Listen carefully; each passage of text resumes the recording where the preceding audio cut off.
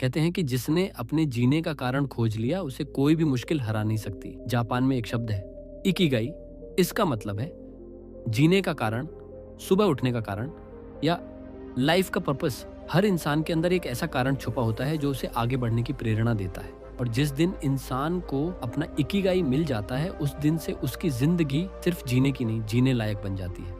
Japan का एक छोटा सा द्वीप है ओकिनावा। दुनिया में इसे लैंड ऑफ इमॉर्टल्स कहा जाता है। यहाँ दुनिया के सबसे ज्यादा लोग 100 साल से ज्यादा जीते हैं, और सिर्फ जीते नहीं, खुश होकर जीते हैं। वहाँ के लोग सुबह उठकर बागवानी करते हैं, साथ में हंसते हैं, हर दिन छोटे छोटे काम करते हैं, लेकिन कभी रिटायर नहीं होते, क्योंकि उनके जीवन का कोई ना कोई मकसद होता है। उनके लिए उम्र कोई सीमा नहीं जब तक उनका इकिगाई जिंदा है।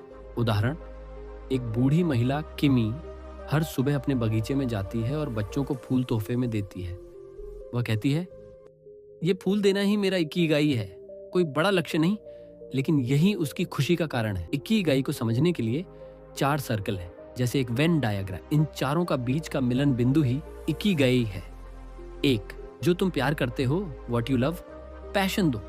जिसमें तुम अच्छे हो, what you are good at, profession.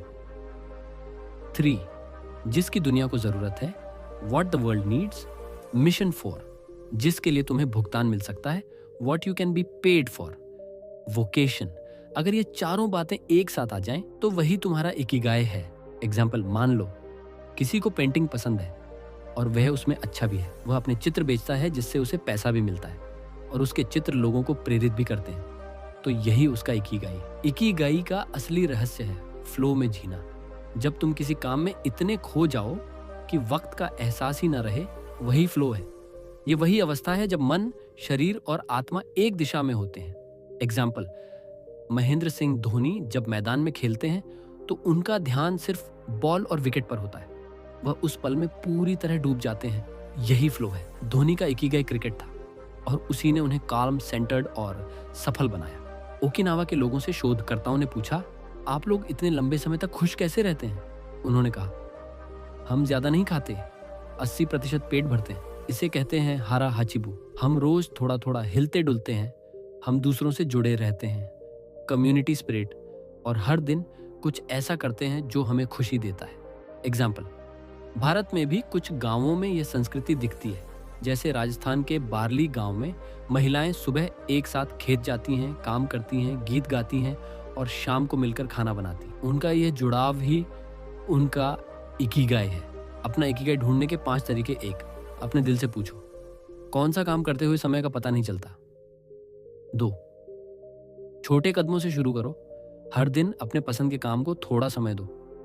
3, अपना दायरा बढ़ाओ, दूसरों की मदद करो क्योंकि हैप्पीनेस शेयरिंग से बढ़ती है। 4, सीखते रहो, जीवन भर सीखते रहने वाले लोग ज्यादा खुश रहते हैं। 5, स्वस्थ रहो, अच्छा शरीर स्पष्ट सोच देता है। Example, doctor AP.J Abdul Kalam, उनका इकिगाई था युवा पीढ़ी को प्रेरित करना। राष्ट्रपति बनने के बाद भी वह बच्चों को पढ़ाते रहे क्योंकि वही उनका असली मकसद था। ओकिनावा के लोग कभी रिटायर नहीं होते, क्योंकि रिटायरमेंट का मतलब है अपने इकिगाई से दूर होना। जब तक तुम किसी काम, शौक या मकसद से जुड़े रहते हो, तुम जीवंत रहते हो। एग्जाम्पल, भारत के केरल में एक 96 वर्षीय स्कूल टीचर लेनिका अम्मा अभी भी बच्चों को पढ़ाती है। वो कहती है, अगर मैं पढ़ाना बंद कर दूंगी तो मेरी जिंदगी रुक जाएगी। यही उनका इकिगाई है।